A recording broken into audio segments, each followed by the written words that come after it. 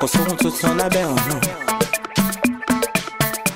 kò sóhun tuntun lábẹ́ ọ̀run àmọ́ kò sẹ́ni tílẹ̀ lè mọ́ bá o jẹ́ gbogbo ohun ìkọ̀kọ̀ yóò bọ́ sí gbangba ṣùgbọ́n ohun gbogbo ló lérè ó ṣeré àbíbí o irọ́ tàbí òtítọ́ irọ́ tàbí òtítọ́ báwo ló ṣe jẹ́ báwo ṣàlàyé bí ẹ̀san bá ká ọmọ kí ló fẹ́ sọ. wọ́n ní iṣẹ́ kọ́ lówó owó lèrè iṣẹ́ àlùbáríkà ló máa jù àlàáfíà ló borí ohun gbogbo.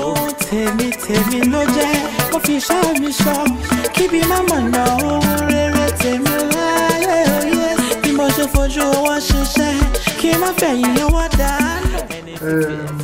a fẹ́ lọ sí hall tí a fẹ́ lò fún ayé orí yìí gẹ́gẹ́ bẹ́ẹ̀ ṣe mọ̀ ẹ̀mọ́ kí ni lọ́jọ́ bí mi mo fẹ́ lọ fi ojú mi tó gbogbo tí mo sanwó fún kí n rí i pé wọ́n ṣe bó ṣe gbé fún un. ṣọ́rọ̀ nìyẹn ta ló ń bẹ ṣe preparation látọjọ́ ètò tí wà ń bíṣẹ́ láàmì lóhùn ẹ má dá lóhùn jàre mọ́ mi a ní ká lọ wo àwọn tó ń ṣiṣẹ́ ní ọ̀tọ̀ ń decorate ẹ̀ àwọn caterers yẹn náà gbogbo kọ́ta ní kọ́kọ́ wá ṣọ́ọ̀tì kọ́ wá go to the time tá a máa bẹ̀rẹ̀. ayé àdá mi ní wá yín ó ní o tó bá ní kán pé bó ṣe rí lórí o ọkọ mi ọmọ ọlọ́jọ́ bí wàá ṣe ọ̀pọ̀lọpọ̀ ọdún láyé ní ayé àti àlàáfíà ara ni ò ní fàìsàn lùgbà ẹ ní rásẹ́ni lórí ní agbára Ọlọ́run wàá pẹ́pẹ́pẹ́pẹ́pẹ́ ìwọ náà rí ọmọ tí ọmọ ọmọ ẹ̀ bí ó kárí ọkọ mi Òròlú ìyé ni ọmọ ọlá nílé Ifọ̀n ọmọ orò ń fọ́n ọmọ òlù mẹ́ta èkúrọ́ ríbitì ló yọ lẹ́sẹ̀ ló dẹ̀gbọ́ oṣùbú yẹ́gẹ́ mẹ́nu gbogbo elépo iná obìnrin orí tèmi náà wú o oúnjẹ ọmọ rẹ̀ máa mọ̀ jẹ́ pẹ́ o ẹ̀mí á ṣe ọ̀pọ̀lọpọ̀ ọdún láyé bí ìwà nígbà gbogbo yín ti o Ọlọ́run á ṣe ẹ̀yin méjèèjì ní ọkọ̀ gbọ́ ọ̀yà gbó ẹ̀ mọ̀ túmẹ̀ ẹ máa pẹ́pẹ́pẹ́ fúnra yín ẹ rí ọmọ tí ọmọ yín bá bí ó kárí ọkọ mi ẹni àṣọpọ̀ ọdún o ó kárí ọkọ mi ó ṣe. lílọ làwa ń lọ yìí o a ní pẹ́ dé o ìwà fẹ́ kẹ́yìn náà á jókòó kẹ́ wá gbàgbé ra síbẹ̀ yẹn káà tó dé kẹ́tì change. má ti change má ti múra. wọ́n má tiẹ̀ wọ́n nípa yẹn ẹ wo mọ́ mi lady makeup artist yẹn wọ́n ti bá sọ̀rọ̀ sí wọn àtàwọn ọmọọṣẹ́ wọn ń bọ̀ so ẹ ti kẹ́tì wẹ̀ẹ́lẹ̀ tí wọ́n máa fi dé báyìí ó kàn máa ṣe ojú yín ni èmi náà bá yín lẹ́nu. ẹ wá ní sùúrù ẹ ní sùúrù tọrọ yín bá ti ń dọ̀rọ̀ pé ẹ lọ ń pe makeup artist. 3 hours yẹn ti ń nítorí àwọn ṣe ní wọ́n tètè jẹ́ káwọn máa tètè mọ́. ẹ lọ láyọ̀ ẹ bọ̀ láyọ̀ o ẹ pẹ̀lẹ́ Ọlọ́run ìgbà mélòó náà ni ọmọ yìí pẹ́ dàgbà o àfi bíi bàbá ẹ̀ wà á pẹ́ láyé agbára Ọlọ́run bí ní wáyé tì. Láìdé ǹjẹ́ o lè sọ ìdí ẹ̀ fún mi tó fi wá síbi ọjọ́ ìbí ẹ̀gbọ́n ẹ̀. Iṣẹ́ ni mo bísí gan mo ráyè ọlọ́ṣàánú mi. Iṣẹ́ ládùúrú bí èrò ṣe pọ̀ tó ń bẹ̀ yẹn tó fà á tó yẹn mo ń gàrùn báyìí bí mo ṣe ń wò ó ni mo ní Láìdé fẹ́ẹ́ dé oúnjẹ tó gbé sí mi wájú mo fẹ́ mọ́ jẹ Láìdé. ẹ dúró ná ṣé wọ́n sọ fún mi àfẹsẹ̀ pàṣẹ tẹ́lẹ̀ ni. tí ò bá pè wọ ṣé wo ò lè pè kó o tiẹ̀ pé kó yẹ happy birthday. ẹ jọ ṣé wọ́n ní pé mi ò kí àwọn ọkọ̀ ọjọ́ bí ni. kò sọ pé o kí wọn. ẹ̀wọ̀n rántí ni iṣẹ́ ni mo bísí gan mi ráyè wọn sọ fún mi pé àwọn àfẹsẹ̀ pàṣẹ wà láwọn fẹ́fẹ́ lójú iṣẹ́ máa dédé gbẹ́rù pé mo ń lọ bí tí wọ́n pè mí sí. ní ọmọ ìyá ẹ wo ẹ mọ̀ sọ̀rọ̀ ayé di ọmọ ìyá àwùsá o. mo tọ́ ọmọ ìyá àwùsá mẹ́rin ṣé nígbà tó yìn fẹ́ rí mi sìn ṣé ẹ wà bí ṣé ẹ rí mi. mo wá. ṣé wọn tó kò sọ ọmọ ìyá àwùsá kan mi kankan jáde. o sì lérò pé kò sí nǹkan kan tó dé. màmí a ní kò sí wàhálà ẹni tó bá rí mi lè mi rí ẹni tó bá rí mi náà rí ó simple. nǹkan ń bẹ o ẹni tó bá rí ọ lórí. pátì ẹgbẹ́ yẹn ìgbà ló máa ṣe náà. lásìkò bí oṣù bíi méjì síbi tá a wà. tó bá ti gbà yẹn a máa ṣe pátì. boy you go tell my boss. yaba àpò. àìsàn ọmọ rí àwọn tèmi ní ìwé lọmọ yìí ọ̀rọ̀ pọ̀ ti fẹ́ sọ kó máa lọ́nà sọ ọ̀rọ̀ pọ̀ ti fẹ́ sọ tó bá ti dé bá sọ. wọ́n yẹ fásitì àtọ́ fagbó láàrin títì.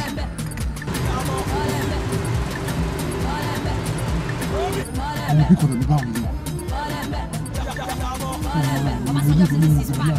gbogbo aṣọ ló ti ṣí ní díẹ̀ lọ́wọ́ ta to do something about this. aláwẹ̀ tó ń wo mojo afọ́jú tó ń wa mọ́tò aeroplane nínú go slow. Asnami Bakai Asnami Bakai Asnami Bakai láíláí wọn lè gbá tútù drum face sound it máa jẹ iṣẹ́ máa tù máa jọ mọ̀ àti ṣadé ẹ̀yìn gbéṣẹ́ máa jọ mọ̀.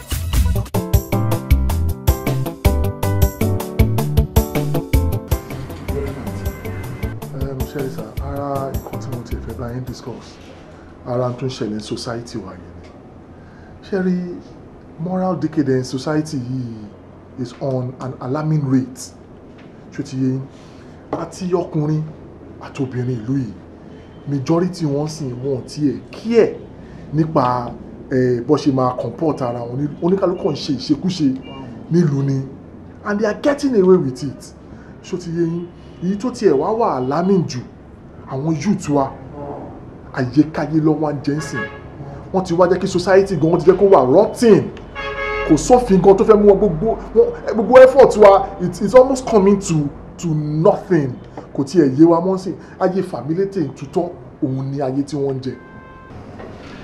Actually sori mo ti ọkọ fẹ́ commend effort ẹ̀ lọ because téèyàn bá ń iṣẹ́ tó dẹ̀ mọ iṣẹ́ tó ń ṣe tó dẹ̀ ń ṣe takuntakun I have to commend you for a job well done.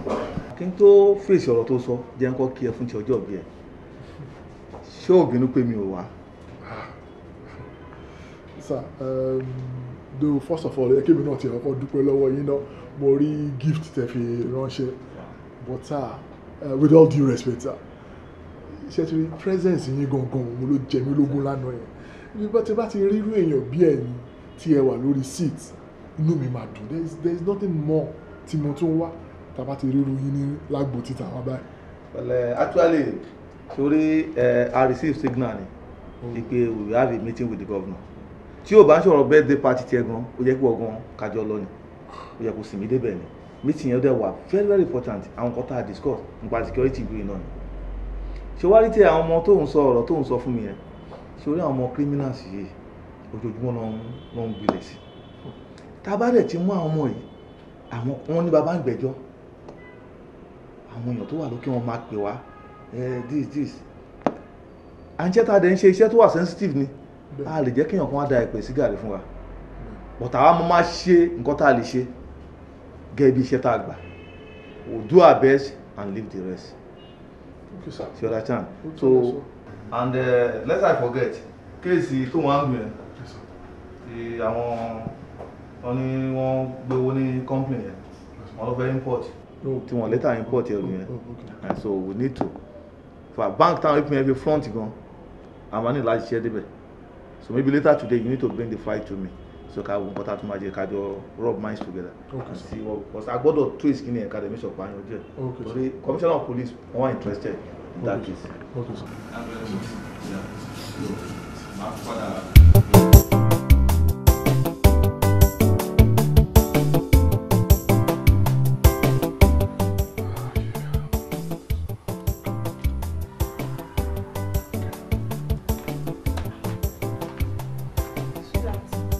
Hey baby. Kí ló dé láti àárọ̀? Oúnjẹ mo serve kalẹ̀ yẹn jẹ. Are you working too much? You know, ṣùtìrí iṣẹ́ yìí ó wà very important gan. And you know, I have a time frame on it. It's a target. Mo láti submit it for Gamilola. Ṣùtìrí, so I have no other choice. I know, but you're working yourself too much. Kí ló dé? Ẹ ti ń ṣiṣẹ́ jù. Mo máa ń sọ fún yín times without number. Ẹ jẹ́ kí iṣẹ́ ọ́fíìsì kó máa wà ní ọ́fíìsì. Kí iṣẹ́ ilé kó máa wà nílé. You always bring in work home and it's affecting us. Ẹ̀yin náà imagine mo ti sọ oúnjẹ tán látàárọ̀. Fọwọ́ kan, ó ti tutù ń bẹ̀ yẹn and you're still working. Ìgbà tó ń ṣe pé wọ́n sanwó weekend fún yín. So that you know the nature of my job. So work can call upon me anytime and I have to respond to duty. So iṣẹ́ mi warrants pé kí n ṣiṣẹ́ at any point in time. There I know, but it's getting too much. Tara yín náà mo ń sọ fún yín, ẹ má fi ṣẹ̀ṣẹ̀ ra yín léṣe, ẹ̀mí ṣẹ́gun jù ẹ̀mí èèyàn lọ. Ọlọ́mọ ẹ̀ kí n orí nǹkan burúkú. Tẹ́ni tí n bá ṣẹlẹ̀ ń sìn tèmi ló máa dànà o. Ẹ lè ṣe gbogbo iṣẹ́ tán jẹ́ káwọn ẹlòmíì náà ṣe. Time tó yẹ kẹ́ wà pẹ̀lú mi kẹ́ fi relax nílé, kẹ́ relax pẹ̀lú mi. I understand you, sweetheart. Just relax, sweetie. Okay, don't worry.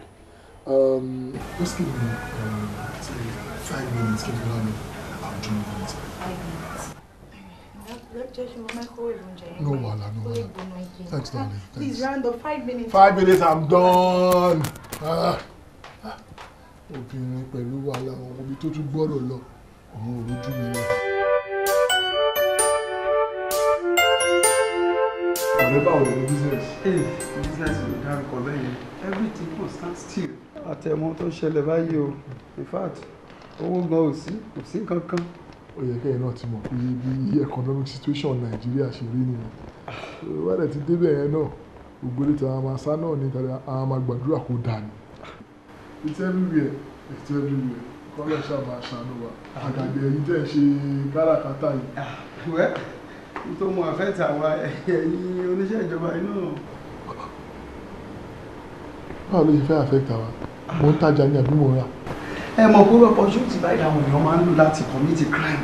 Because ẹni tó lówó àti jẹun sí afẹ́ wá miss tóun máa fi jẹun. Òótọ́ ló sọ.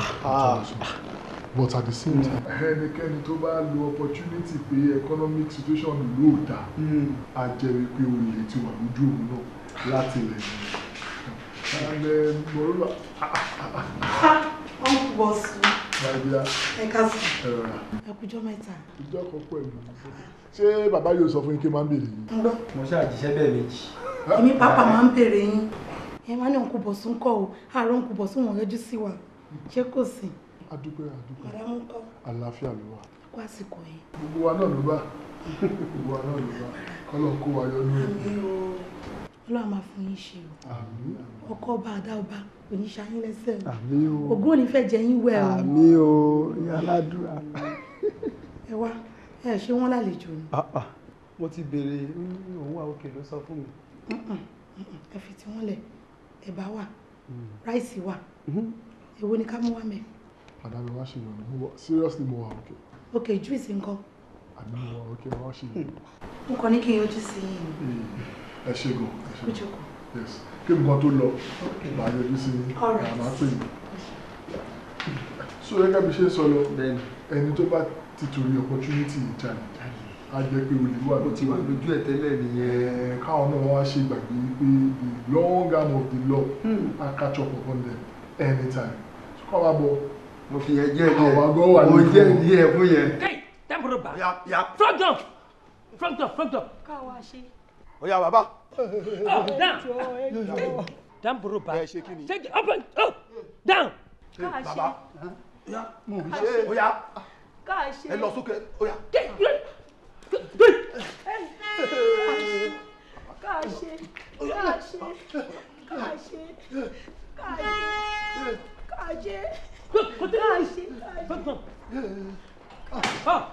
Down.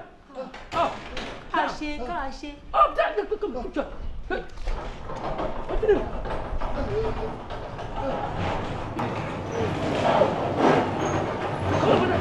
Get over there.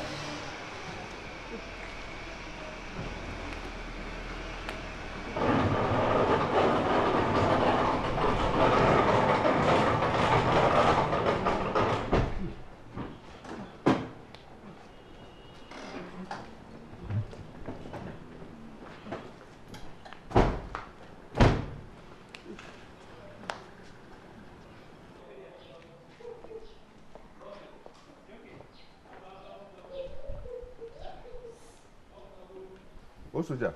Sir! What is happening here? They are just waka up and down from down street to another. They look here. They look here. I caught them. Ìwọ rẹ̀ pa fún wa báyìí, a máa ṣe gangan yìí. Usman. Na true, sir. Na true. Yes, sir. Jẹ́jẹ́ wa lápò. Hey. Iṣan pààrọ̀ mo wà. Àṣẹ gangan wọn ṣàn lọ jẹ́jẹ́ o, àṣẹ gangan o. Ṣọpààrọ̀. Ṣọpààrọ̀. Ṣọpààrọ̀ mo wà. Ṣọpààrọ̀ mọ́ wọn. Kí ló ń ṣẹlẹ̀? Adé ń padà bọ̀. Mo ti dákẹ́, mo ti dákẹ́. What's wrong with you? Usman. Sir. Ó yẹ sọ̀rọ̀. Ṣé nǹkan kan jáde láti ilé wa ń darí bọ̀ nílé para wọn bá pàdé wa ń ta wọ́n bá dá wa dúró wọ́n ní kí la mú bọ̀ fáwọn ká mówó wá àmówó jáde ilé akànnà ṣẹ lọ́wájú nì wọ́n dẹ̀ ṣe bẹ̀rẹ̀ sí tí wàá gbọ̀ngbọ̀n wọ́n bá nà wá wọlé wọ́n bá ní ká máa kúrú ká máa ga o. Usman. Sir. Ó sójà. Sir. Wọ́n ní ẹ máa ń dààmú wọn ládùúgbò. Wọ́n á fojú ara mi rí lẹ́yìn. No, sir. Are you telling me no? Sorry, sir. So it's true. Mo ò lè jẹ́ kẹ́ bá tèmi jẹ́ ládùúgbò yìí. Ṣé gbọ́? Ẹ ṣé o. Ẹ ṣé o. Láti èní lọ, mo fẹ́ rí inú compound yìí. Gbọ́ mi dáadáa o. Nǹkan tí mo ń sọ ni pé kẹ́ máa rìn, kẹ́ máa yan, kẹ́ máa lọ, kẹ́ máa bọ̀. Tó bá pè yín pé kẹ́ wọ́ bí, ẹ má wọ́ bí o. Ṣé gbọ́? Ó yá máa lọ. Ẹ ṣé o. Ẹ ṣé Ọlọ́run àdúrà mọ́ yín sí o. Usman. Sir. Old soldier. Sir. Well, gaskiya. Za ku ci babbar banku. In ba ku yi da hankali ba. Kuna jina? You people are joking with Gadroom.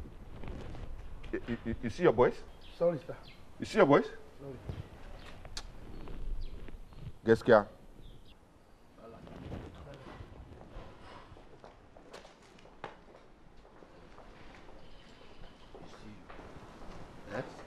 Na like this e go dey be. See wetin you cause now. Wetin I cause? See. Wetin I cause? All the one wey we dey collect since e never show you anything, e never do you. No be you will bring the woman dem come here. Hey, they just dey waka now. No be you say make dem dey do floor job. Who suppose to don collect wetin wan collect make dem dey go. Before oga Na come. like that you go talk.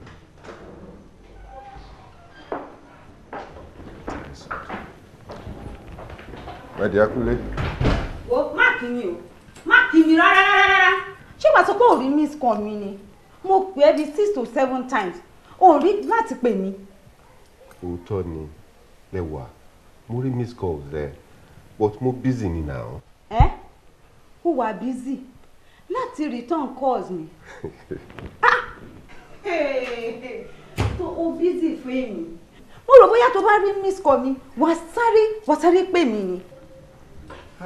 Ó ti di ojoojúmọ́ ẹ̀ o. Ó ti di ojoojúmọ́ ẹ̀ mi ò dé láìkẹ́ mi láìkẹ́ àtọ̀. Ìláìkẹ́ nǹkan tó ń ṣe fún mi. Lẹ́wà. Ọmọ lẹ́wà. You can never ever change. Ṣé ìwọ ló wá change? Ṣé ìwọ change? Ó ní mi lè change. Èmi dàbí àwọn tó kó kiri ni. Mo dàbí àwọn ọmọọṣẹ́ ẹ̀ ni. Mi lè change. Ìwọ ló change. Mo jẹ́ àwọn tó ń kó kiri. Ó dá mi lóhùn o tó ní iṣẹ́ àwọn ẹni tó ń kó kiri o. Kò sóhun tuntun lábẹ́ ọ̀run. Kò sóhun tuntun lábẹ́ ọ̀run. Àmọ́ kò sẹ́ni tílẹ̀ lè mọ́ bá o. Jẹ́ gbogbo ohun ìkọ̀kọ̀ yóò bọ́ sí gbangba ṣùgbọ́n ohun gbogbo ló lérè. Tí mi bá ṣe ọmọ ti ṣe díẹ̀ tí ìwọ àti ọkọ ẹ ìyẹn ọmọ mi tẹ́ ti ṣe ìyàwó.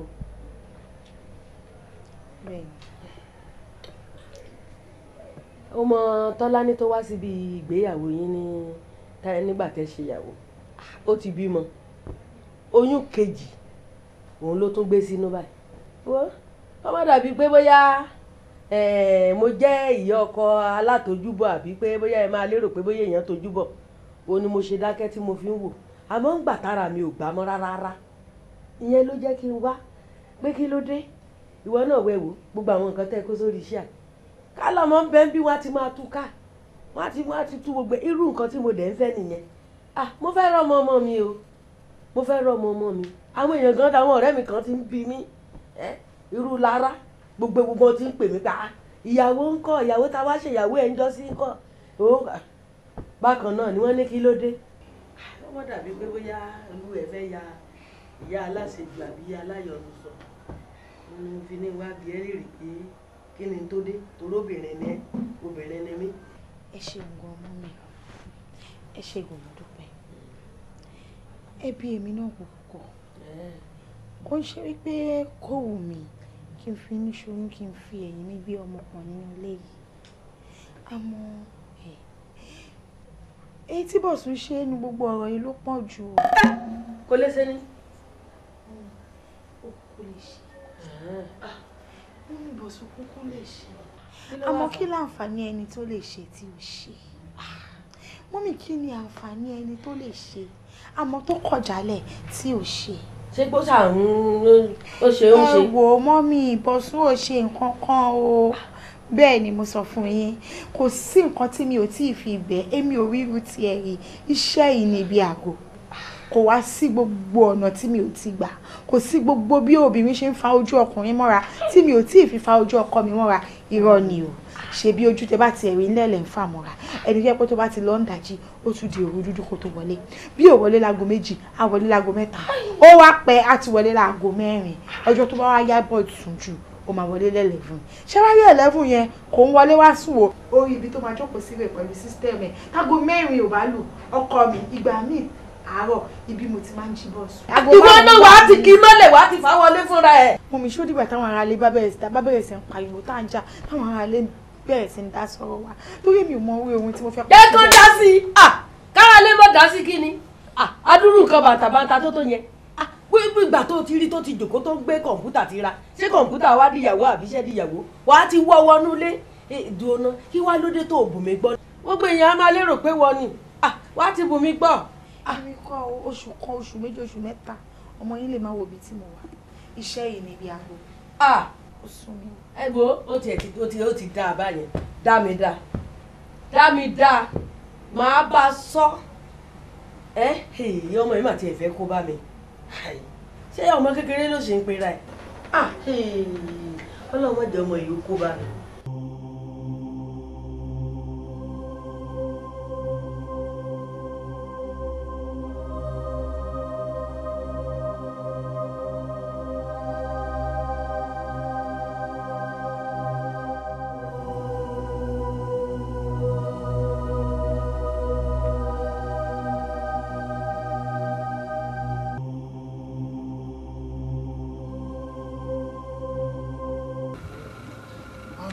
Going on at Kolawole Close. I need backup. Thank you, over and out.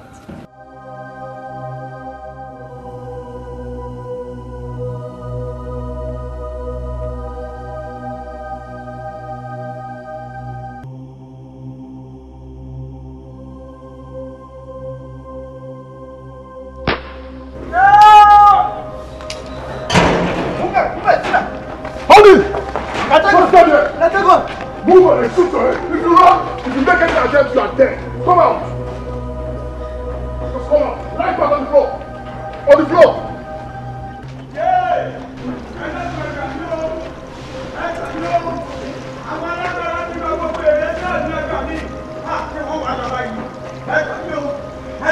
Madara! Baba ẹni sùúrù. Madara! Ẹni sùúrù baba. Ẹ bá ń gbowó ẹ̀sà náà mi. Back up, please come in. Headquarters, Agent 3 to headquarters. Criminals apprehended. Please back up, so come in. Thank you. Over and out.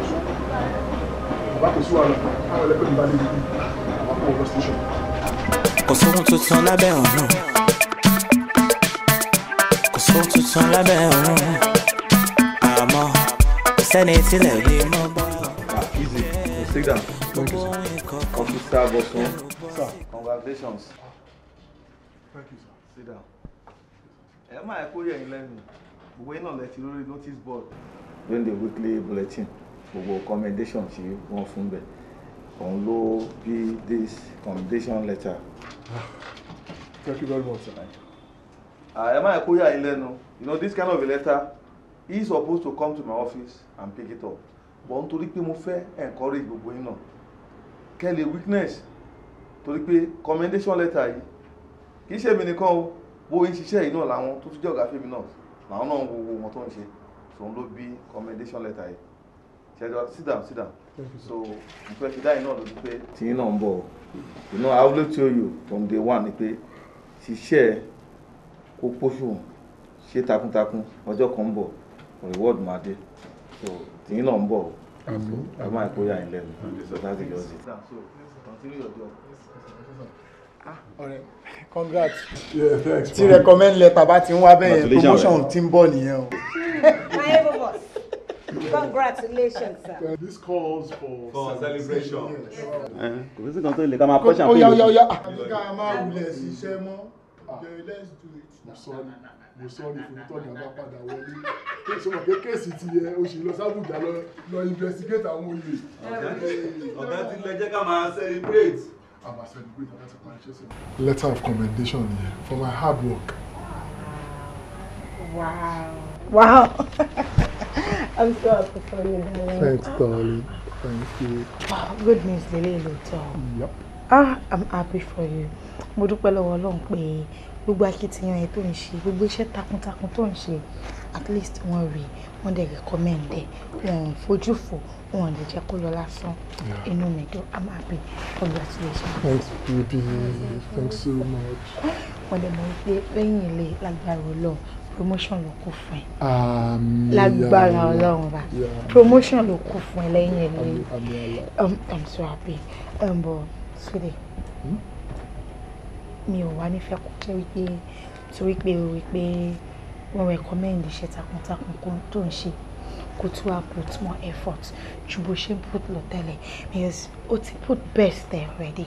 I wouldn't want you to go beyond those lines, please, because o mọ orú iṣẹ́ tẹ̀ ń ṣe o mọ̀ pé risky Ọlọ́run ọba nìkan ló ń ṣọ́ ẹ. Please, ẹni ṣẹ́gun jẹ̀mí èèyàn you have to take things easy, not for anything but for your own safety. Mi wá nífẹ̀ẹ́ kó torí pé òun wá promotion kó wá fi life ẹ kó fi sí kó waste life ẹ. Please, my dear, please. I'm sure that Shotiri, I really appreciate you. You see, you've not been playing the role of a wife alone, but to play a role mother me, you play a role sister, and you play the role of a very good friend. Ó ṣòro kéèyàn tó rí ìyàwó tí yóò máa ṣe iṣẹ́ takuntakun bẹ́ẹ̀ yẹn lórí ọkọ ẹ̀ for the safety and the benefit of the family. Ó ṣòro kéèyàn tó rí irú obìnrin tó máa ṣe gbogbo àdúrà tó ń ṣe. And I thank Almighty Allah for His mercies upon us and for the wisdom to fún ẹ to fin call me back kí n lè máa caution ara mi. I really thank you, darling. Thank you. Thank you so much. I love you. I love you, Mom. Jẹ́ kí wọ́n wọlé lọ sí. Jẹ́ kí set table. Okay. Yes, go prepare. Anything you prepare, you know I love your food. Mo really dúpẹ́ lọ́wọ́ yín o. Ṣé ti rí gbogbo support tá à ń fúnra wa? Ọlọ́run jẹ́ kí kankan ní wá fojú sunkún ara wa nínú wa. Ọlọ́run adé túbọ̀ máa wò wá. Adé kúra wa jẹ pé. Tell you, having said that, ọ̀rọ̀ kan ti ń gbé mi nínú for quite some time. Mo wá ní kí n fi tó ní létí. Wo bí? Sórí ọ̀rọ̀ ní tóbi títí kí ọ̀fọ̀ bẹ̀. Kò dẹ̀ sí bọ̀dá kó ra àjọ fún àbùdájọ́ rí fún. Tí kò bá ro ẹ lójú, kò sọ́jà rẹ̀ ká advice ẹ̀. You are very right. You are very right. Ṣé káwọ́? You are very right. Ṣé ti rí iṣẹ́ kan ni mo try láti embark upon. Case kan wà lọ́fíìsì mi tí mo come across. Case yẹn ti wà abandoned for like be 25 years. Ìgbà tí mi go through àwọn folders kan nínú archive ni mo come across case mi. There is a particular case tí wọ́n ti pa one innocent lady about 25 years ago.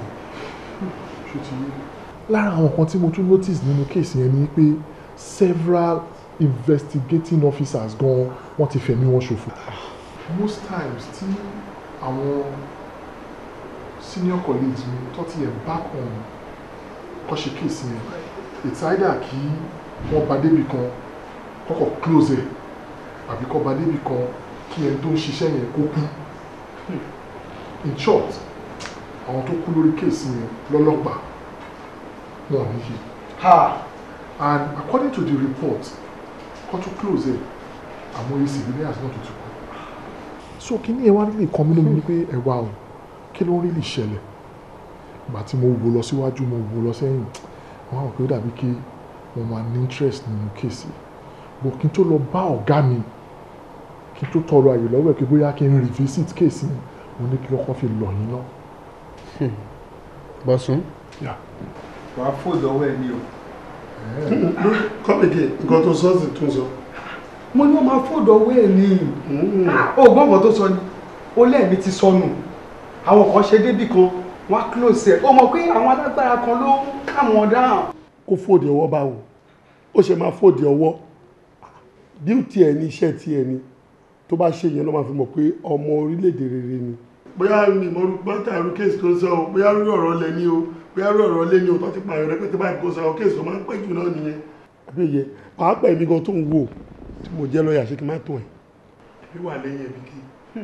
bí ṣe wò gan-an ó lè jẹ́ mi gan-an máa jẹ́ lọ́ọ̀yà gọ́ọ̀mẹ̀ntì. That's true.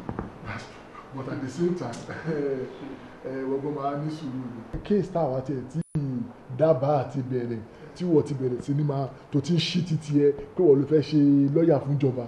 o ti ń ro títí ẹ. ibi tá mo tún gbọ́dọ̀ ṣé o mọ̀ pé kò sí ni kò sí bóyá máa dọ́dọ̀ lọ́ọ̀yà báyìí kì í tọ́ ẹ o láàrin àwọn tí sọ fún yín o nǹkan tí ò ní ṣe ṣe wọ́n máa sọ fún yín pé ó máa ṣe ṣe lọ́ máa sọ ṣé mo parọ́ yìí ẹ̀bẹ̀ tí irú eléyìí sì ṣé wọ́n bá ń kà ní ìwọ ti ríbi tọ́rọ̀ lọ èmi ti wà pẹ̀lú ẹ sọ pé tí wọ́n bá ń lo mele ìmọ̀ máa lù yá lù nìyẹn.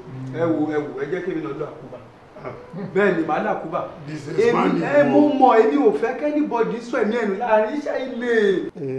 ó mọ tó ṣẹlẹ̀ Bọ̀sún kò lè yé òun àbúrò mi wáyé tó ṣe lè yé ni pé businessman ni irú ẹ̀ sì tó bá gbọ́ lẹ́nu ọ̀nà ẹ láàárọ̀ ọjọ́ kejì tó kàn gbọ́ kókókókókó tó ṣílẹ̀kùn tó ń na pépà sí ẹ pé kí ni já pàdé ní sotú àbíkọ́ pàdé ní kíni wàá máa yàgbé ara ni tí ẹni pé kẹsàrí náà owó yẹn kọfọ owó yẹn ṣe kíní yẹn tí ò dẹ̀ kó ṣe kíní tí ò yẹ kó rí bẹ́ẹ̀ gbogbo òkú kọ́ lówó ń gbà mí.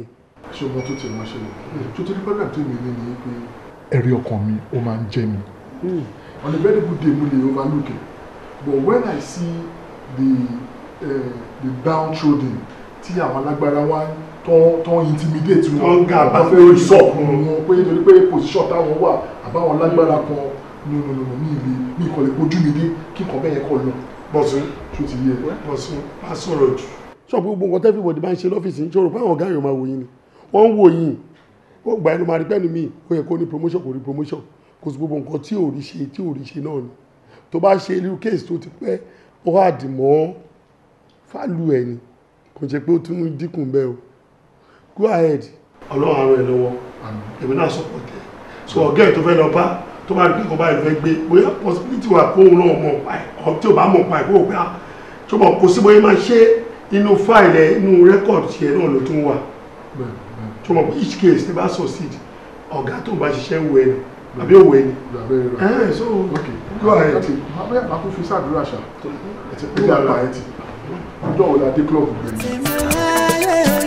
bí mo ṣe fojú owó ṣiṣẹ́ kí n má fẹ̀yìn owó dànù. ẹni títí ẹ̀ ti bàjẹ́. ọ̀rọ̀ kan ló ń kọ́ mi lóminú láti pàtó ti post mi wá sí ibi so many abnormalities ni mo ti ń rí some days ago mo wá sọ ohun tí mo rí ní àwọn àdúgbò yìí fún mi now while going through the system mo notice some findings nínú àwọn archives àwọn iṣẹ́ tí wọ́n ti ṣe several years back mo wá notice yìí pé kò sí ìtọ́parí majority of them wọ́n kàn ṣe débi ibì kan wọ́n ní wọ́n close file ẹ̀ wọ́n ṣe débi kan wọ́n close file ẹ̀ so many folders like that with different cases tí wọ́n parí ẹ̀ ó wá ń kọ mí lóminú pé what is really happening. On a closer look mo wá rí 2 or 3 tí ó really catch attention mi nǹkan wá dá yàtọ̀ nínú gbogbo ẹ̀ kéèsì wọn Ọláyẹmí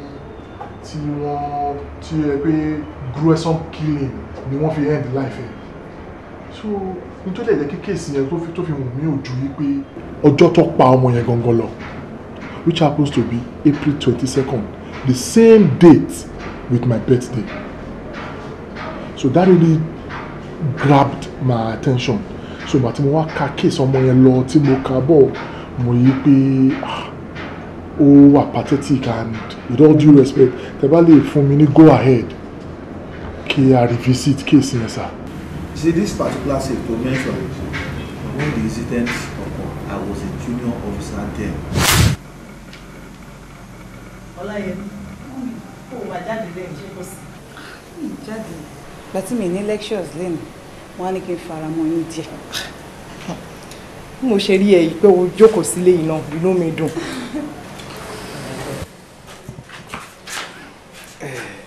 Ìyá Yẹmí, ọmọ mi ò jáde nínú torí pé kò ń ṣọmọ onírìnkùnrin. Ọláyẹmí mi, ọmọ olówó rẹ̀, ọmọ àti bíbí ṣeré. Ará owó ránró, àwọn ìmẹ́nu kúrò ń tòwó. Ọmọ alálùbáríkà ni. Bó ṣe ń dùn wá nù yìí, tó ń dèmi àti yẹnu, Ọlọ́run á dùn ẹnu. Ọ̀rọ̀ ẹ̀ ò ní dojúrú o, ọ̀rọ̀ á dayọ̀. Ǹjẹ́ olókùn tó máa parí ìwé náà? Final year mi mo wà yìí, ọdún kan tó kù náà ni mo ń lò lọ yìí. Ọdún kan tó kù náà ló ń lò lọ yìí. Nígbà tó bá parí ìwé ẹ̀, iṣẹ́ alálùbáríkà Ọlọ́run á pèsè fún ẹ. Nígbà tó wá lásìkò tó máa lọ́kọ báyìí, Ọlọ́run fúnra rẹ̀ á wá yún ọkọ rẹ̀ nínú ikùn ara ẹ̀ náà rẹ̀ ló máa fà jáde ló máa fún ẹ. Nígbà tó wá fún ẹ tán, a tún wá ara ẹ méjì, a tún wá mú ọmọ alálùbáríkà. Ọmọ bíi tiẹ̀ báyìí, a tún fi jogún fún ẹ. Ayọ̀! Èwo bàbá Yẹmí àdúrà tí mo máa ń gbà fún Láyẹmí láràárọ̀. Láràárọ̀ nìyẹn. Lè gbà fún yìí. Àdúrà yẹn ni kò máa gbà fún torí pé mo ń lọ pàdé àwọn tèmi. Àwọn tí yín ń bọ̀. Ṣé òun gbọ́ bàbá ẹ̀? Ó lóun lọ pàdé àwọn tí òun. Ẹ yẹ kí dáàdì mi jẹ ayé orí wọn. Sori gbé pé nǹkan tí mò ń bá ẹ sọ, òun náà ni bàbá ẹ̀ náà tún sọ yìí. Ojú òní tẹ̀yìn tí ẹ̀ lágbára Ọlọ́run. Bó ṣe dójú tì wá, tó ń dùn wá nú gbogbo gbà, ojú òní tí ẹ̀. O ṣe ọkọ mi. O ṣe ọkọ mi.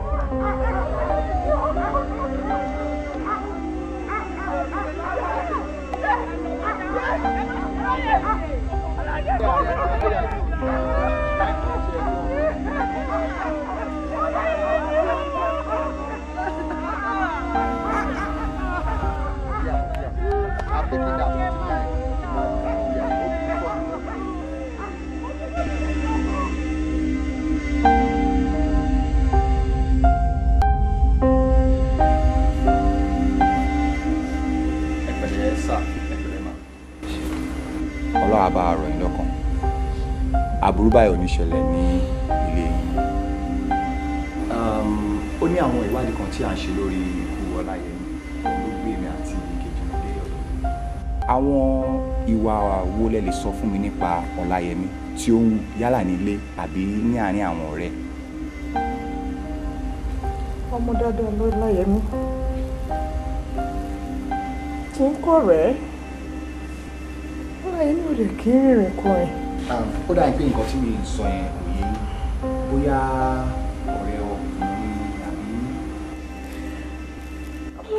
lọ́rẹ̀ẹ́ ọkùnrin bẹ́ẹ̀ náà ni kò lọ́rẹ̀ẹ́ obìnrin mi ìmọ̀rẹ́ kankan mọ́ láyé mi rárá.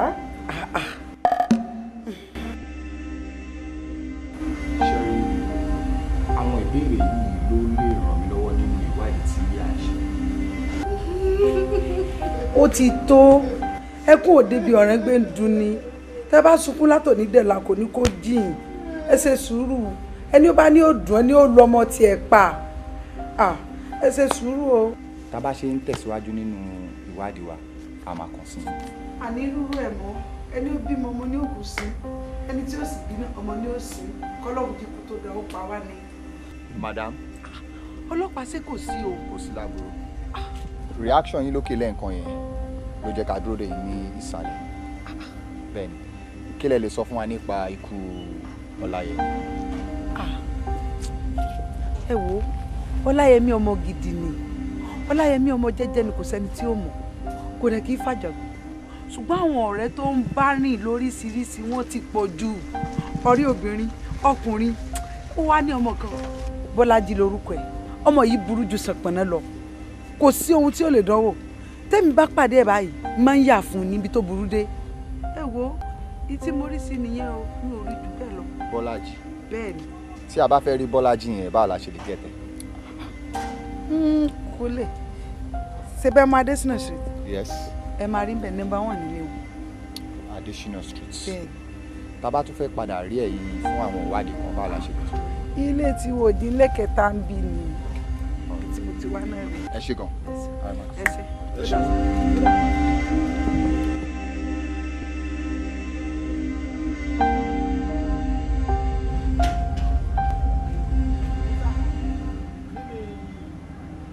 How much? One.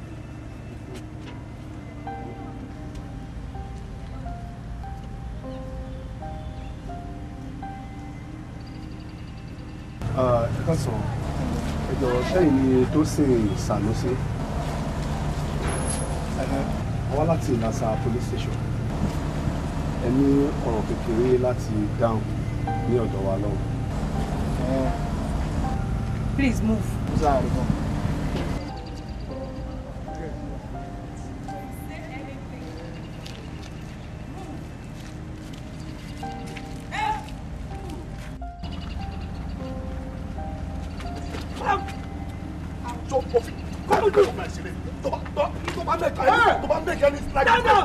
I will deal with you. What's wrong with you? You think I'm playing with you? I'm not playing with you. So, tún mi ṣe. Ọ̀rẹ́ mi. Lọ má gbàgbé nǹkan tí mo rẹ kó bá mi ṣe. Make sure kó bá mi jíṣẹ́. I'm a control your phone. No problem. Alright, just take care of yourself. Okay. Right? Take care. Good afternoon. Ẹ̀yọ̀ sẹ́yìn ni Ṣeun Ọlátúnjí. Bẹ́ẹ̀ ni Sàímí ni Ṣeun Ọlátúnjí. A fẹ́ rí yín ní àgọ́ wa ní Ìlàsà police station. Ó yẹ kí n mọ nǹkan tí mo ṣe kẹ́ tó lè arrest. Kò sí problem tó bá dé station wàá mọ̀ nǹkan tó ṣe. Èèyàn wá mi wọ ẹ̀kan lè dédé wá mú kẹ́ni kó máa lọ bẹ́ẹ̀ yẹn na for what reason at least they explain kí ló ṣẹlẹ̀. Tí ẹ bá fẹ́ mọ nǹkan tí wọ́n ṣe ẹ máa dé àgọ́ wa. Tún mi ṣe gbà mí. Oh, okay, ẹ jọ̀ọ́ ṣé lè spare me 1 minute kí fi kàn án parents mi. Tó bá dé station wàá máa ṣe gbogbo yẹn. Ó yá mú sorry, station wo lẹ́kẹ̀ station yẹn? Ìlàsà police station. Okay, but you know what? Friend girlfriend mi ìwọ tẹ̀lé wọn lọ. Màá bẹ̀ pé mo sí, a máa buy. Oh, sure. Yeah, very sure.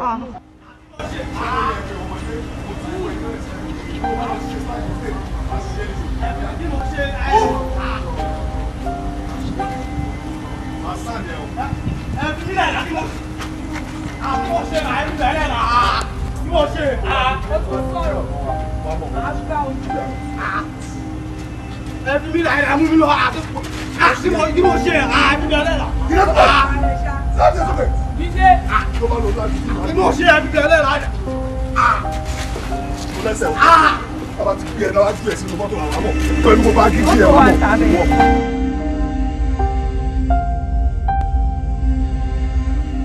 Ọmọ tí wọ́n ń sọ. Tó sì lọ sọ̀rọ̀. Nǹkan táwọn èèyàn máa ń sọ nìyẹn ká gbọ́n pa ẹgbẹ́ àtòsẹ́nù ni o. Irú ẹjẹ́ mọ̀ bóyá ọ̀rọ̀ òkèlè tí ó bá lè á dí. Ìyé tó sì lásán ni ìyàwó ti bàbá mi sọ mí láti mi. Ìyá kò táwọn fẹ́ máa pè mí ní ẹ̀kọ́ náà ti kọ̀ fún wọn ti pẹ́. Olóòtú ṣe dé lọ ọ̀rọ̀ ọ̀ṣọ́ àgbẹ̀. Ẹni iṣẹ́ tó wọ́n mú iṣẹ́ tí mo ṣe náà nìyẹn tí mo ti ní iṣẹ́ mi àníṣẹ́. ọ̀daràn kì í níṣẹ́ kan wà níṣẹ́ méjì tó ní fi suspect. wọ́n lo close mọ́ wọn yẹn dáadáa. èmi ò sọ èmi àti yẹmi ẹ̀ close tó bá ní problem máa ṣe ẹ̀ pẹ̀lú mi tèmi náà bá ní máa ṣe ẹ̀ pẹ̀lú mi so ìgbà tó sẹ́ni kan bí mọ bó ṣe rí. lè mọ ẹni tó bá close mọ́yàn wọ́n lè yá máa ṣe ẹbí fún ẹni tó bá mọ̀ wò lè dédé lọ àtàkì ọ̀ bó ṣe ẹbí fún.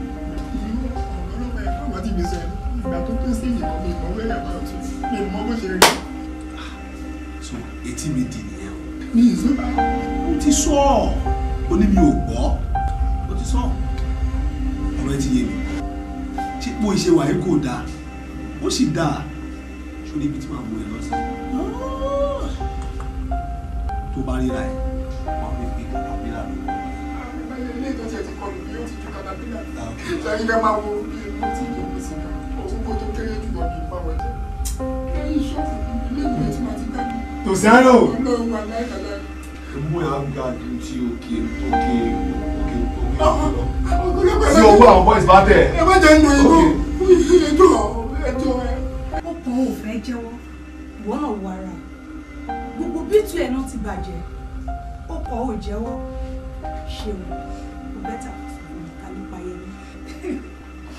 ọ́fíìsì mi mọ kókó pa ikú yẹn bí ọ́fíìsì mo mọ kò sí nǹkan tí kò yẹ mi fẹ́ dá fún mi last friend ni Yẹmi jẹ́ final year student lèmi àti ẹ̀ àjọ kúrò ní school ní last week ni ó kálukú dẹjọ gbalẹ̀ ẹ̀ lọ ọ́fíìsì ẹ̀kọ́ tí máa rí àwọn ọlọ́pàá kó wá arrest mi lórí ẹ̀ṣẹ̀ tí mi mọ ọwọ́ tí mi rí ẹ̀ṣẹ̀. àwa ń ṣe duty wa tí yóò bá ṣe àkíyè arrest ẹ̀ ó bẹ́tà kó jẹ́wọ́ tó bá wá pọ̀ tó jẹ́wọ́ wọ́n mú ẹ padà síbi tó ti ń bọ̀ wọ́n tún lù ẹ́ dáadáa gbogbo àwọn fẹ́ẹ́sì ẹ̀ tó yìn fún ẹ̀ tó bá bàjẹ́ dáadáa wàá jẹ́wọ́ tó ti gbọ́ kí lè lọ sọ fún ọ̀tún kọ́ ọ́ bàbá ẹ̀ kọ́mọ bí ẹ̀. tèmi bàjẹ́ lórí ẹsẹ̀ mi mo wọ́n ní ìgbésẹ̀. Bọ́lájí àdúró mi. Bọ́lájí orúkọ mi. Ó lè help ara ẹ̀. Ariwo ẹ̀ ni mo gbọ́ ìtọ́jú ẹ jẹ́ kí n wá kí n mú ẹ kúrò bẹ́ẹ̀ kí àwọn ọlọ́wà sí rí ìṣù tó rọ̀ kó jẹ́wọ́ fún mi. Àjẹwọ́ náà. Àjẹwọ́.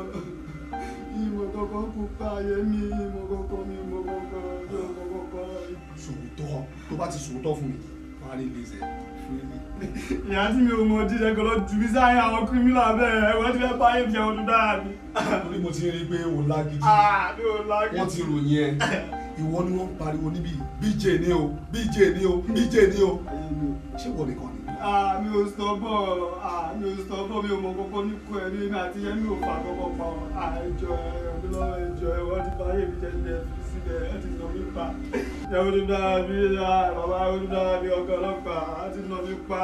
ok nǹkan tó fẹ́ kí n ṣe fún ẹ kí n mú ẹ kúrò bí àbí kí n mú ẹ lọ síbi tó dáa ibi tí mo máa mú ẹ lọ báyìí ibi tó máa rọ̀ ẹ́ lọ́rùn ni màá wá mú ẹ kúrò bí màá wá mú ẹ lọ síbi tí wọ́n ti ń yọ apá lọ́tọ̀ mo gbé o tó máa ti yọ ẹsẹ̀ lọ́tọ̀ sórí spinal cord àwọn ọmọ aláìgbọràn ibi tí wọ́n ti ń yọ ibẹ̀ ni màá mú ẹ lọ. ó yá mi o. ṣòló fẹ́ jẹ́wọ́ ni ó ń sọ fún mi kó stubborn.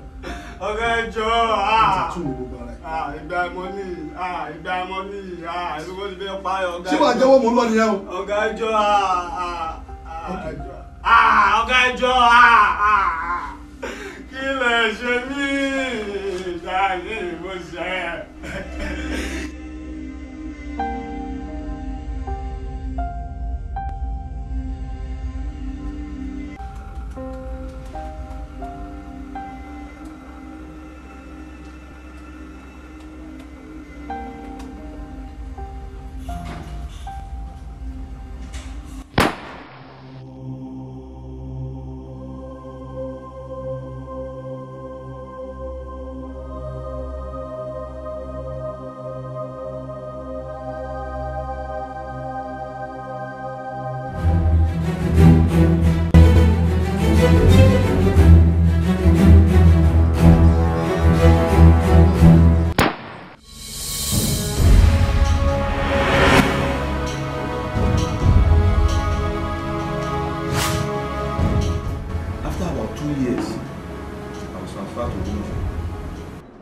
I was between Ògbómọ̀ṣọ́, Ilé-Ifẹ̀, Ìlọrin for almost 18 years. So kò tó wá transfer mi padà sí Ìbàdàn. Gbogbo àwọn tá a jọ sáà ń gbà yẹn ọ̀pọ̀lọpọ̀ wọn sì ń dé mọ́. But since you said you are interested in this particular case, I will give you my full support. Gbogbo nǹkan tó wà within my capacity tó wà ní káwọ́ mi ni màá fi support ẹ during this investigation. So I want you to, but ma brief me every minute gbogbo bá ṣe ń lọ, and where you want a kind of a security backup, tell me. We shall plant some of our men to guide you. Ẹ ṣé gan sir. Ẹ tẹ́lẹ̀ sir, mo really appreciate akitiyan yín lórí pé kí success kó wà ní ìdí iṣẹ́ wa yìí, and I assure you sir, I won't disappoint you. Èmi náà máa brief yín bí gbogbo kan bá ṣe ń lọ sir, gbogbo ẹ̀ náà máa fi tó yín létí kí Ọlọ́run dẹ̀ ràn wá lọ́wọ́ k'Ọlọ́run fún wa ṣe. Lórí àdúrà ni. Sórí gbogbo dáadáa tá a bá ń ṣe ń sìn kì í ṣe torí ìsìn o, torí ọ̀la ni. So I wish you best of luck. Thank you sir. And I believe you are going to achieve success. Lágbára náà sir. Yeah. So wọ́n máa ṣe nǹkan tó ń ṣe lọ. Yes sir. Yes sir.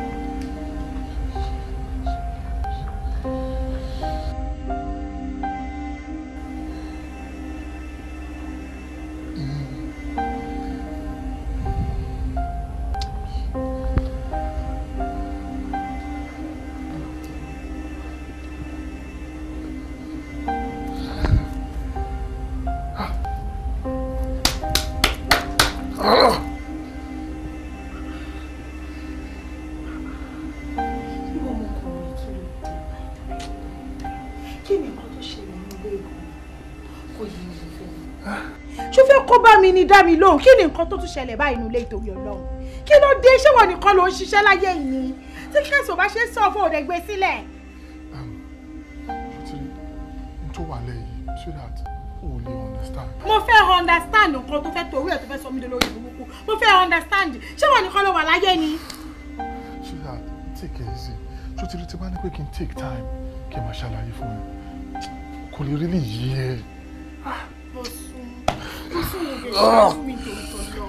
ìwọ ọmọkùnrin mo máa ń sọ fún ẹ lójoojúmọ́ kí ló dé ṣé wọn nìkan ló wà ní division yìí ni tí kéèsì yóò bá ṣe sọ fún òde gbé sílẹ̀ nìkan gbé fún ọ̀gá ẹ̀ tó jókòó sọ́fíìsì tí ò ṣe kankan jẹ́ kó gbé kéèsì fún kó má pa ẹ́ sọ fún ọ pé iṣẹ́ tó ń fún ẹ ti pọ̀ jù ó ń affect ohun ẹ kí ló ṣẹlẹ̀ ó ò ní jẹun wàá wà lójú oorun ọ̀rọ̀ kéèsì ló máa sọ kí ló dé ṣe fẹ́ para ẹ̀ ni kí ni nǹkan tó ṣẹlẹ̀ ìwọ ọmọkùnrin ṣé mo pé mo máa ń kìlọ̀ fún ẹ mo máa ń sọ fún ẹ wípé ẹ̀mí iṣẹ́ ó gùn ju ẹ̀mí èèyàn lọ ìwọ ọmọkùnrin ẹ̀mí iṣẹ́ gùn ju ẹ̀mí èèyàn lọ tí kankan bá ṣẹlẹ̀ sí ẹ sí má jọ yà lẹ́nu pé kéèsì ẹlòmíì á take over for me o mo máa fọlọ́run bẹ́ẹ̀. Okay I am very sorry mo ti wà relaxed. o ò tí wà relaxed bọ̀sùn má kó bá mi má sọ mi dolórí burúkú o ò tí wà relaxed kí ló dé. Seriously, I'm relaxed too. bó wà lójú oorun wa máa sọ̀rọ̀ kí ló dé ìwọ nìkan ló máa kọ́kọ́ ṣiṣẹ́ ìjọba ni àsùnmọ́lé àgbádùnmọ́lé iṣẹ́ ṣó fẹ́ fi iṣẹ́ para ẹ̀ ní kí ló dé. àmọ́ bínú this has to stop. It will stop. It has to. Very soon.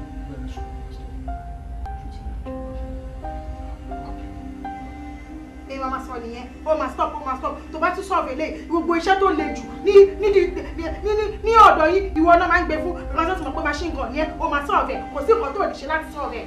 mo fọlọ́run bá bẹ̀ẹ́ ìwọ nìkan kọ́ ló wà ní division yìí o kọ́ bá pọkọ tèmi fẹ́mi kí ló dé kí ló ṣẹlẹ̀ àdẹ̀ sí mi mọ́ ṣé wọn nìkan ló máa kọ́kọ́ ṣiṣẹ́ iṣẹ́ ọlọ́pàá ni. It's okay I assure you this is the last one. mo ti gbọ́. Ọ̀rẹ́, inú mi ti dùn pé ìwọ náà wà ń jókòó wà lè jẹ́ lẹ́rìí mi tí n bá right wà á bá mi sọ́dọ̀ tó lọ́jọ́. Ẹ̀gbọ́n ṣe rí nǹkan tí mo ń tọ́ láti sọ lélẹ̀ yóò simple gan. Mo dẹ̀ ti ń tọ́ láti sọ fún inú fóònù bọ̀ tó dáa pé ẹ fẹ́ understand mi bọ̀ Ọlọ́run ní kẹ́ wá lé ni. Ṣe rí ẹjọ́ kì í ṣe dẹni ká mọ̀ dá o láàrin mi àti ẹ̀gbọ́n ẹ̀jẹ̀ mi because can make time for that one and kódà ṣe rọrọ obìnrin ò gbà bẹ́ẹ̀ ṣe ń mu yìí àwa lè má ì tí níyàwó nílé but still a mọ̀ pé even normal girlfriend lásán àwọn ọmọ ṣe máa ń react bí a bẹ pé ò ní time fún wọn a mọ̀ tí mo yàwó lẹ́yìn àbí ẹ fẹ́ kó lọ máa di pọ́n wò ta ni no ẹ̀gbọ́n èèyàn máa ń ní time fún obìnrin ni ẹ create time fún fine ẹ busy tàwa agbọ́n tajà búrò yín a lè fẹ́ rí yín gbà mí pé oṣù mẹ́fà àìwá lẹ́nu àyín pé ìyẹn tí ì ti wá rò ilé ìtẹ̀ wá ń sìn yìí ọ̀nà ọmọdé tó máa tó wọnú ilé ìwá again but ìyẹn ò tẹ̀ wá mátà àwa understand ṣe bọ́kàn ilé mi but ìyàwó téèyàn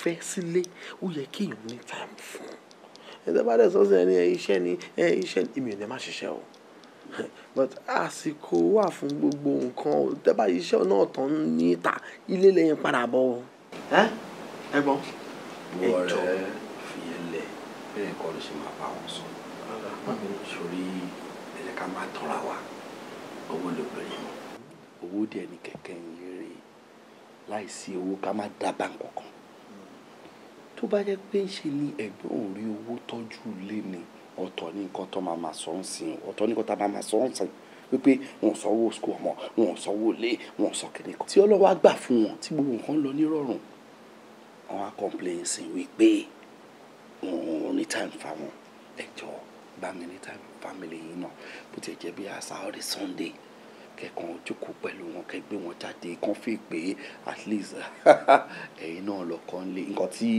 wọ́n ń tra àti sọ ni kò kàn gbé kalẹ̀ dáadáa ni ṣe ti bọ́ sá.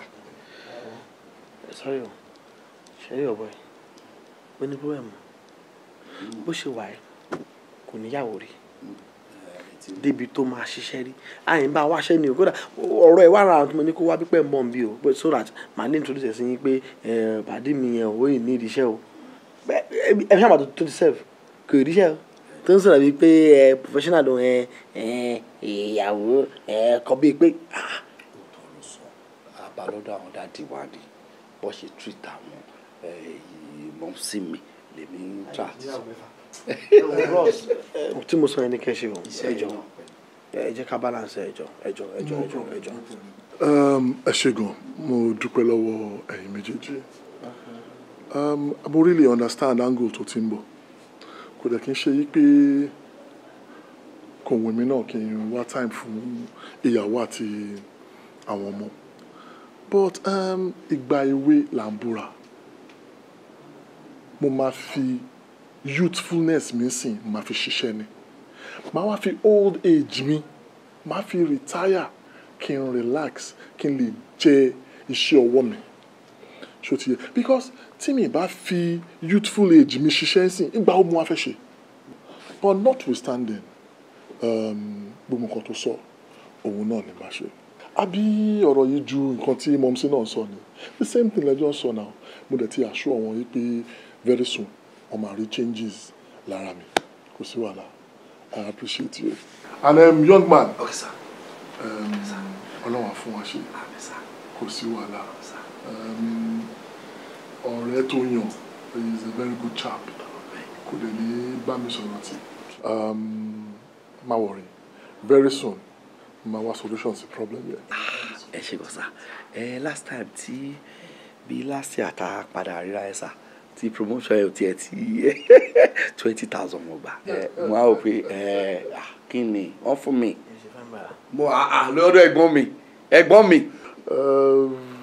kò sí wàhálà má dá lóhùn kó tó lọ máa ṣe ẹ̀tọ́ kò sí wàhálà kò lórí ẹ̀ àwọn wa ẹ̀gbọ́n wa ó dá ẹ̀gbọ́n wa. kò sóhun tuntun lábẹ́ ọ̀run àmọ́ kò sẹ́ni tílẹ̀ lè mọ́ bá o jẹ́ gbogbo ohun ìkọ̀kọ̀ yóò bọ́ sí gbàgbà ṣùgbọ́n ohun gbogbo ló lérè ó ṣeré àgbà. club. DG.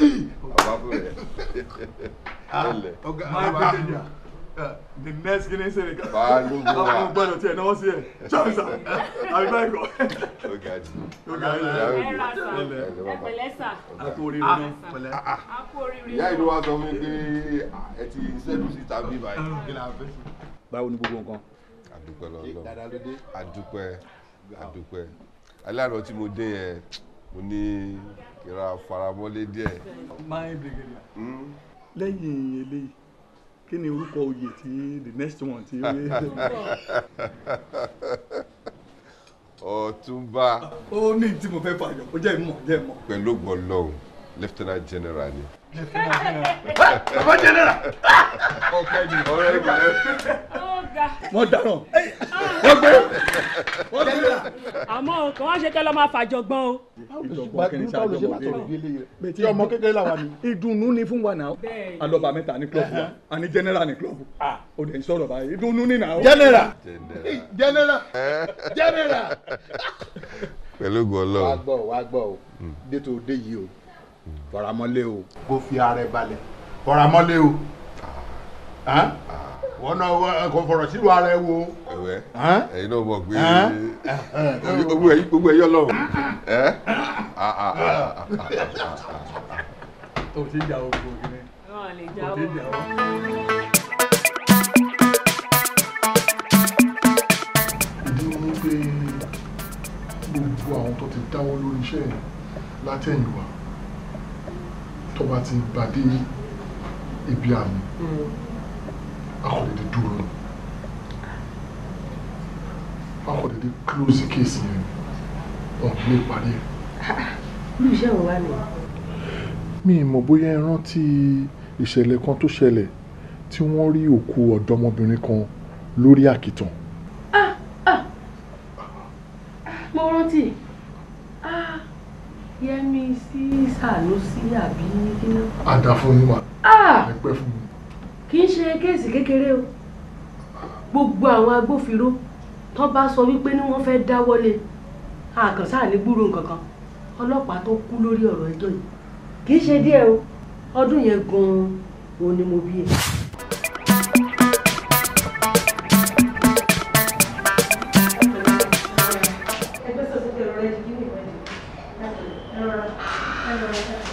Nurse! Doctor! Nurse! Ẹ̀pẹ̀lẹ́ má lọ lẹ́ má lọ ẹ̀pẹ̀lẹ́ kù jẹ́ ẹ̀pẹ̀lẹ́ ẹ má mẹ́yìn lọ lẹ̀ wẹ́ kéde ẹ̀pẹ̀lẹ́ doctor! Ẹ̀pẹ̀lẹ́ doctor! Ẹ má lọ lẹ̀ ẹ̀pẹ̀lẹ́. Madam, ẹ máa wọ̀rẹ̀ ẹ̀yẹ dúró. Ẹ ló mọ̀ ń bọ̀. Doctor, No problem, no problem. Ẹ̀pẹ̀lẹ́ mà, ẹ̀pẹ̀lẹ́, ẹ rọra ẹ̀pẹ̀lẹ́.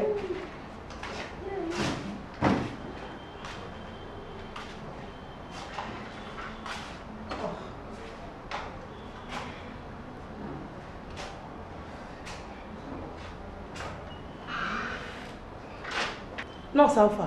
Wọ́n wà òkè dókítà wọn àtẹ̀sí.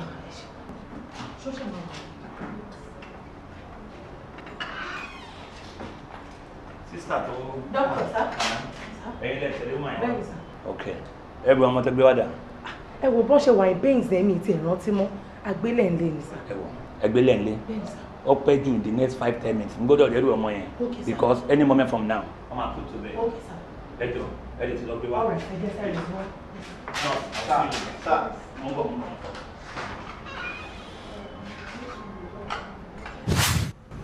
báyìí ṣe wá rí ìdí nìyẹn gan-an tí kéèsì yẹn fi mú torí pé mo mọ̀ pé ọdún tó bí mi náà lọ́mọ náà kú.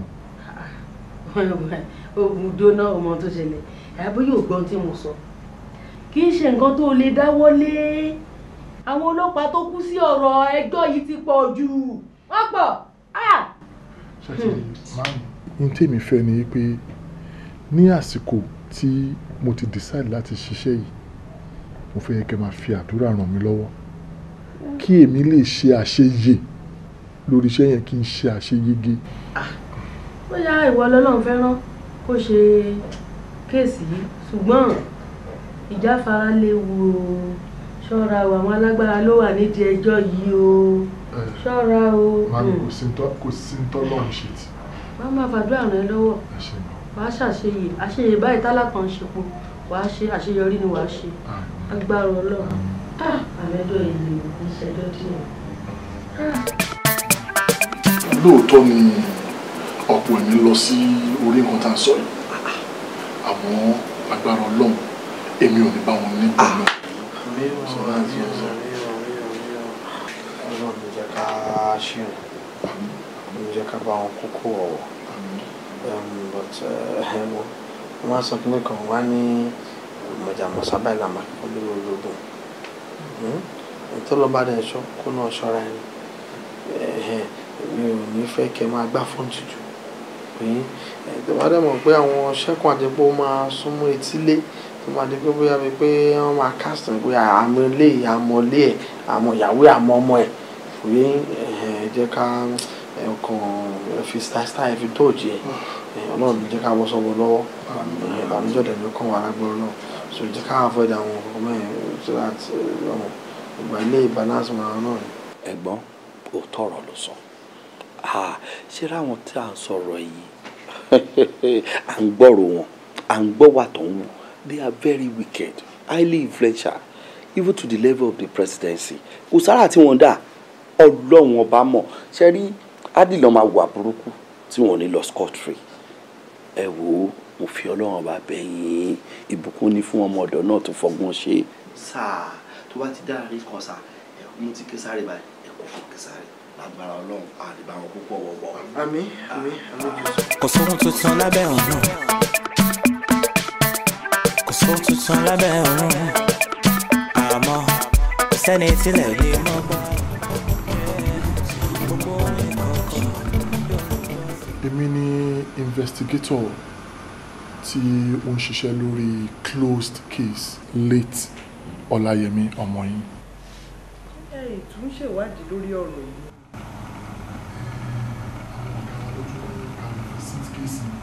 ìdí yẹn ni mo fi wá ma. ọmọ mi àwọn òbí ò ní fojú sunkún ẹ o. ìdí tí mo fi gbàdúrà yìí ni wípé lórí ọ̀rọ̀ Ọláyẹmí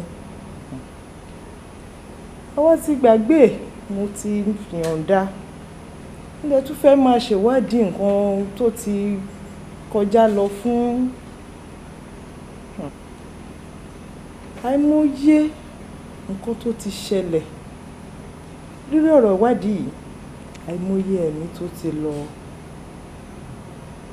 kódà lórí ọ̀rọ̀ ìwádìí yìí náà ìgbà bẹ́ẹ̀ kú sí.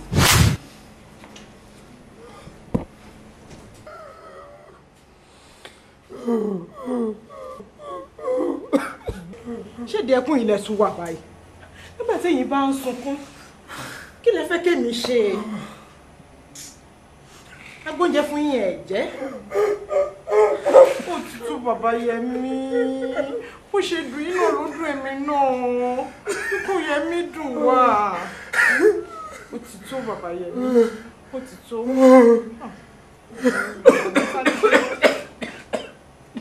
kí ló tún wá fà kọ́ báyìí ẹ fẹ̀yìntì ṣé kí n bomi wá ni ẹ fẹ̀yìntì bàbá Yẹmí ẹ fẹ̀yìntì bàbá Yẹmí má ṣe mí báyìí torí Ọlọ́run fẹ̀yìntì jọ̀ọ́. tó bu ẹ̀ lágbára tó bá lọ́wọ́ lóko Yẹmí òun ní kìí jẹ ibẹ̀ lórí ilẹ̀ yìí lórí ẹgbẹ́ yẹn yìí. tó bàbá Yẹmí ó ti tó kí ló dé ẹ fẹ̀yìntì bàbá Yẹmí kí ló dé bàbá Yẹmí yẹ mo dé bàbá Yẹmí yẹ ẹ gbà mí o bàbá Yẹmí kí ló ti ṣe fún mi iná jó mi o bàbá Yẹmí jọ dídé bàbá Yẹmí orí mi o. 1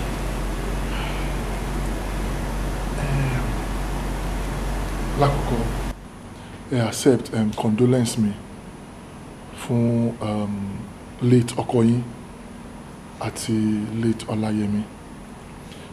May God grant you the fortitude to bear the loss. But ma, kò sí bí èèyàn ṣe lè tóbi tó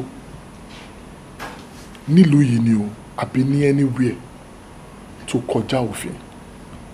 Ṣé rí ayé ìgbà yẹn làwọn èèyàn ń ṣe àṣegbé, ṣùgbọ́n ayé tá wà nísìnyí nǹkan tuntun là ń ṣe ń sìn, omi tuntun ti rú, ṣó ti yé yín, so kò sáṣegbé nísìn. Ẹnikẹ́ni tó bá ṣẹ̀ sófin ó di dandan kí ìjọba bá wí. Ìdí tèmi fi wá bílẹ̀ ni pé mi ò fẹ́ jẹ́ kí ikú ọmọ yín kó jẹ́ ikú lásán. Having said that, ma, ṣé after all these years in the past and in the present, ṣé ẹ rí nǹkan kan tí ẹ feel pé ó lè wúlò fún investigation tá a ṣe yìí ni?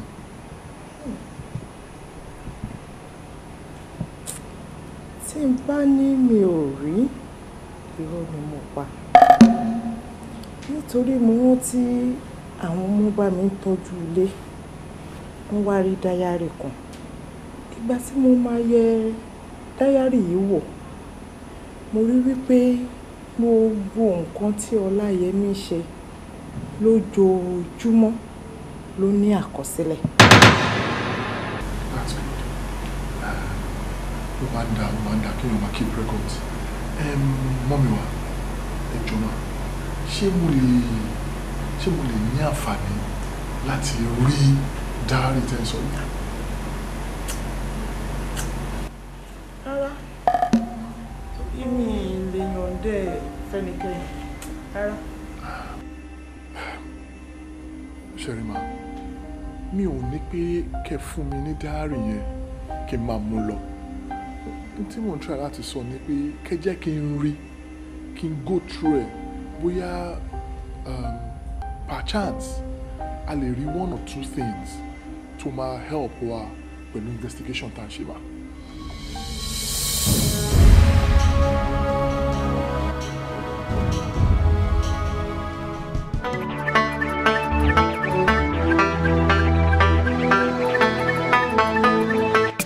Kò sóhun tuntun lábẹ́ ọ̀run,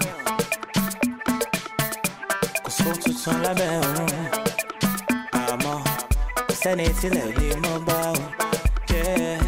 Gbogbo ohun ìkọ̀kọ̀ yóò bọ́ sí gbangba, ṣùgbọ́n ohun gbogbo ló lérè, ó ṣeré àbí bí o. Irọ́ tàbí òtítọ́, irọ́ tàbí òtítọ́, báwo ló ṣe jẹ́, báwo ṣàlàyé. Bí ẹ̀san bá ká ọmọ, kí ló fẹ́ sọ? Wọ́n ní iṣẹ́ kọ́ lówó, owó lèrè iṣẹ́, àlùbáríkà ló máa jù, àlàáfíà ló borí ohun gbogbo. Tèmi ló jẹ́, ó fi ṣá mi ṣọ́, kíbi máma ná ohun rere tèmi láyé òye. Bí mo ṣe fojú owó ṣiṣẹ́, kí má fẹ̀yìn owó dànù. Ẹni títí ẹ̀ ti bàjẹ́ tán, kó má ṣe kó bá mi o. Kó rere mi má dìbì, èyí láyé mo wá, ẹ̀bẹ̀ mo bẹ̀ ọ́. May the good in me no turn evil. Ohun gbogbo ló lérè, ó ṣeré àbí bí o. Irọ́ tàbí òtítọ́, irọ́ tàbí òtítọ́, báwo ló ṣe jẹ́, báwo ṣàlàyé.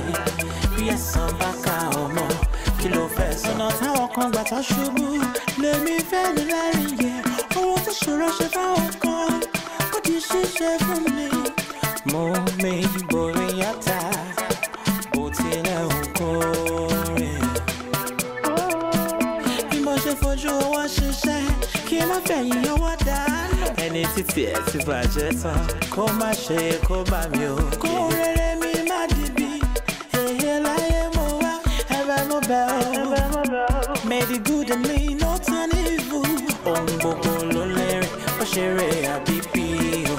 Irọ́ tàbí òtítọ́, irọ́ tàbí òtítọ́, báwo ló ṣe jẹ́ bá ò ṣàlàyé bí ẹ̀san bá ká ọmọ kí ló fẹ́ sọ ohun gbogbo ló lérè ó ṣeré àbí bí o irọ́ tàbí òtítọ́ irọ́ tàbí òtítọ́.